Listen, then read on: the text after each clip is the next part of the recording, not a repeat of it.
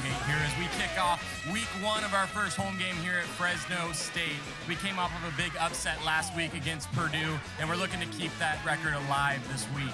We're going 12-0 this year according to ESPN, but I've got a special guest here with me named Frank Delano from Bring the Juice, and we're going to dissect into today's game. We're going to see what the pros, the cons, what Fresno State maybe needs to work on, and what we're expecting today. At the end of the day, we're just here to get rowdy and have that boys conversation.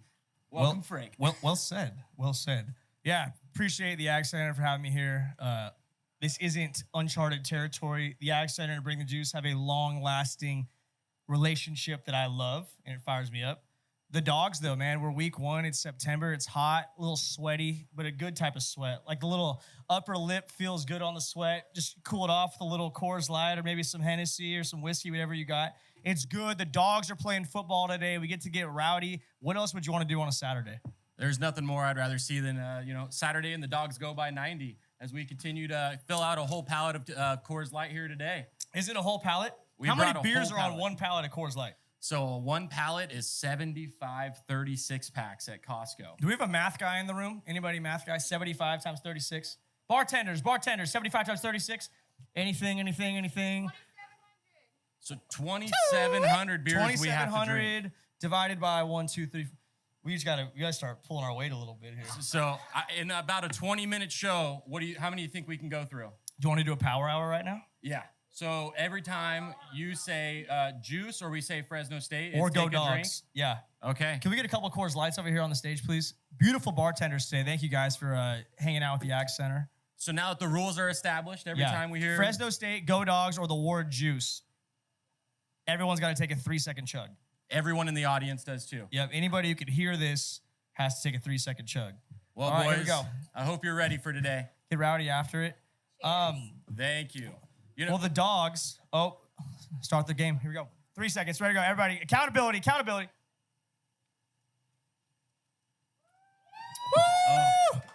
Excellent. The bloat's already happening, but Frank, you with the Valley and that V on that dog really standing for the Valley. You Absolutely. represent the Valley. Absolutely. Your family farms here, and that's why we've always partnered with you in the Ag Center. Can you talk a little bit about that? Yeah, I mean, so like my family's been here for a minute. My dad played football here. I played football here, and then I have 2 little brothers that currently play football here. And in all that midst, we've always farmed onions here in the Valley. So it's kind of the best of both worlds of getting to represent the dogs.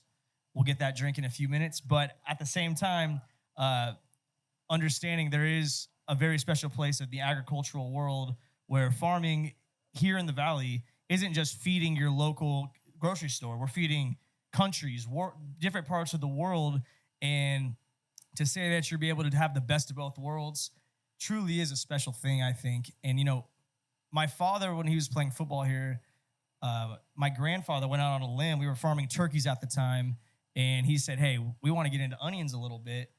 32 years later, he quit playing football here his senior season, started farming onions out in Kettleman City. And that's what I grew up doing, knowing my entire life I was going to be an onion farmer. And my one goal was to play football at Fresno State before I could do that. And I'm blessed to be able to have done that and have the best of both worlds. But at the same time, I say iron sharpens iron. It truly has helped me be a football player and an onion farmer in both situations. Has helped one help the other. So it's been awesome.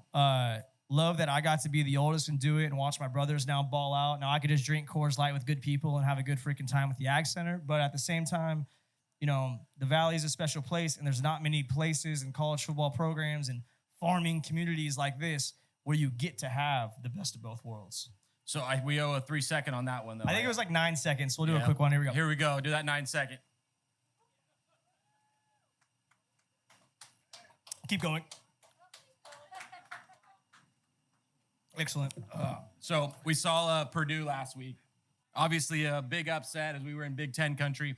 What did you see Fresno State do really well last week? You know what? Fresno State, playing in the Big Ten is a unique experience because it's known as big boy football. The SEC is obviously big boy football. The Big Ten is the little brother of the SEC. And to be able to have the opportunity to go out and kick some ass is awesome. And Purdue isn't some chump. Last year they lost to Ohio State in the Big Ten championship game. They had a couple coaching changes, a couple quarterback changes, just like we did, though, And in the midst of all that, The Dogs came out not knowing what they're going to be. There's people who thought the Dogs were going to be dog shit this year.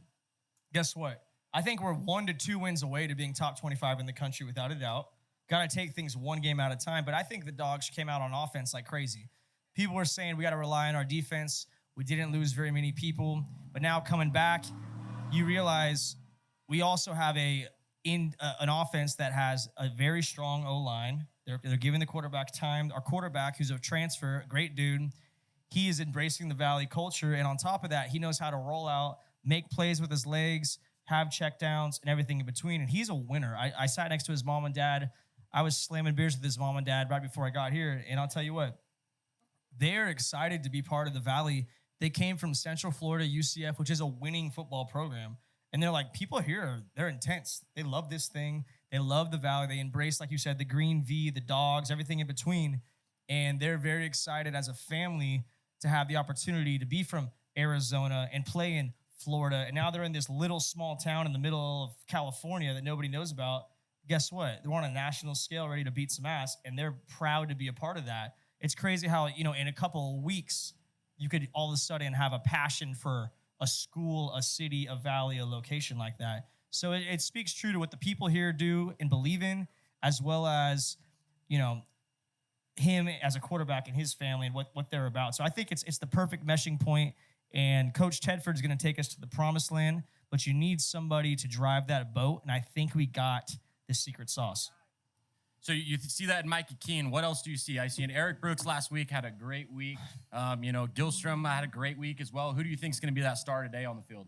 You know what? It depends. Someone's going to step up. The running game wasn't over the top successful last week. I think that they're going to want to be dominant on the physicality side. We're playing against an FCS school who is very respected. You guys, I'm sure people have fantasy football leagues here. Cooper Kupp played at Eastern Washington. They're a respected program. They've been FCS championships in the last few years, to the point where it's like, don't think this is going to be an ass whooping, because it's not. You have to go take care of business. And some might call it a trap game. You come off of a Big Ten win like that, and you play in an opponent that might not be looking so hot. Don't just sleep on them. You got to come out and punch them in the mouth.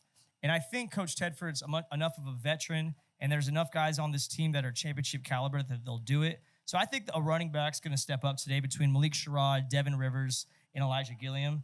Always got to give my little bro some props. I think he's going to have a hell of a day today. He's a dog, and they're going to go bombs over Baghdad over the top, which is going to be fun. So everything in between, someone's going to make a play. I think we'll have a defensive touchdown too today. For me, I saw last week, and I've looked in, Malik, our quarterback's record, and he seems like he can't scramble the ball super well. He's had negative yards his last 2 years at UCF. That's something I really want to see him try with maybe a team that's a little bit weaker of a defense, and see if he can start breaking that in so we can go those next 10 games. What do you see in his run game? Yeah, the more comfortable you get in anything that you do, you'll begin to have it become more natural. And football is one of those sports where there's so much pressure on you consistently, and it's fun, but at the same time, there is that pressure. You're playing on ESPN.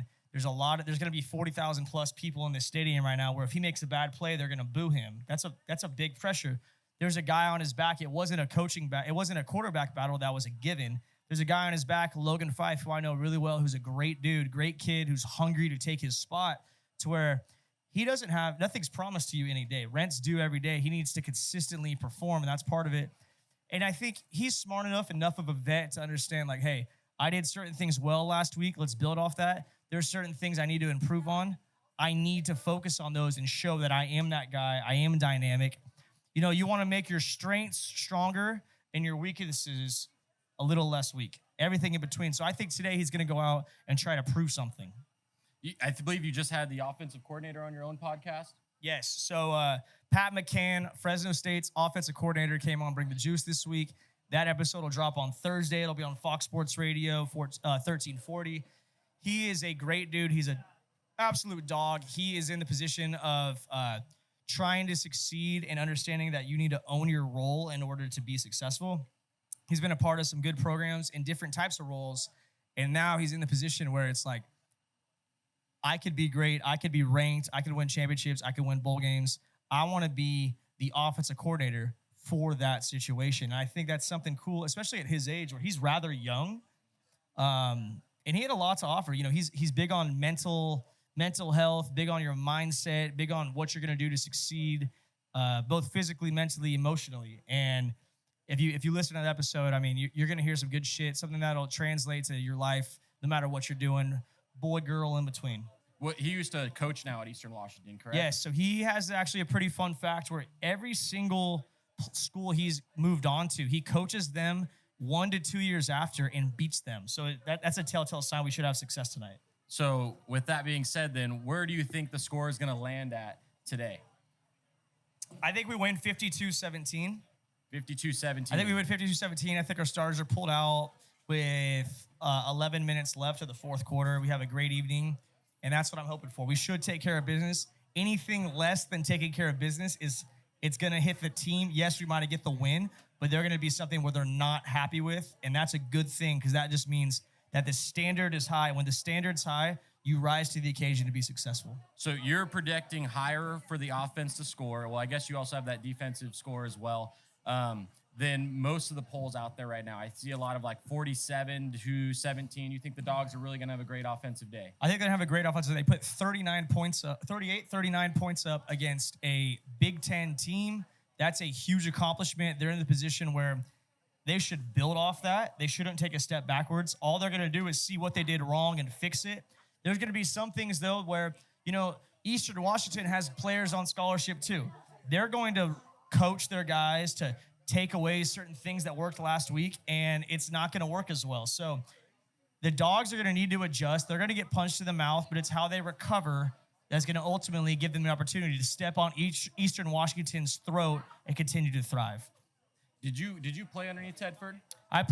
Coach Tedford coached me for 3 years. It was awesome. Great man, great experience. Got married a few months ago, came to my wedding. He had a great time there as well. Yeah, he was playing Power Hour too. He was playing Power Hour there too. He likes red wine. Get Coach Tedford a bottle of red wine. He'll be on his good side. Nice. What do you think his advice is for the team today? Don't let the the smaller opponent get into your head and go out there cocky. Just stay confident. What is that? Don't go out there cocky, of course. And there's a big target on your back. Where last week we wanted to go and knock Purdue's head off, right? Because that meant what? Fresno State would get national recognition. If Eastern Washington comes here tonight and beats Fresno State, you think it's not going to be all over ESPN? Of course it is. Don't give them that opportunity. And right there in that weight room, if we look over there, that's a weight room right now. And that's where the football team is right now. Yep, 2 hours before the game. They're in there right now. They're getting warmed up. And there's a strength and conditioning coach there. His name's Andy Ward. And in a game like this, he comes and he goes, big bank, tank, little bank. Meaning, guess what? There's no fluke here. We're a better team. We should manhandle these guys. Let your balls hang and get after it, boys. Because guess what? It's football, and it blows your will. Dominate these boys. These Dogs ain't fixed. These Dogs, they don't know what's coming. Eastern Washington has 8,000 people coming to their stadium. There's going to be 40,000 psycho, rowdy people bringing the juice in there that are going to go ape shit as soon as we win that first touchdown. You got anything big coming up for Bring the Juice? We actually just got approved yesterday to go to the Super Bowl, which is huge for Bring the Juice. Excited. Don't know who we're going to have on yet, but we'll be at the Super Bowl this year. Coach Tedford will come back on in a few weeks. Like I said, the Fox Sports radio deals continue to expand. We just signed a deal with Prize Picks. Got a few more big ones coming up. I'm not sure if you're a watch guy. I'm not a watch guy, but we have a watch sponsorship on the horizon. It should be rather delicious on the wrist candy side of things. But that's neither here nor there quite yet. Well, it sounds like there's a lot of exciting things going on for Bring the Juice. And, yeah. For us at the Ag Center, we're kind of moving into that next generation of what we're offering to our clients as we, launch some things in the next few weeks that'll be exciting for our audience. And so thank you for coming on with us today, looking at what it's going to be. And hopefully the Dogs win by 90 tonight or 52 so that, Frank's right on the money there. Hopefully you put a line actually on that. Yeah, we'll see how it goes. Appreciate the Ag Center. This isn't the last of Ag Center and Bring the Juice, and we got to finish that Power Hour. Yep. I think we have to chug this full one now because I think we said it too many times. Here we go.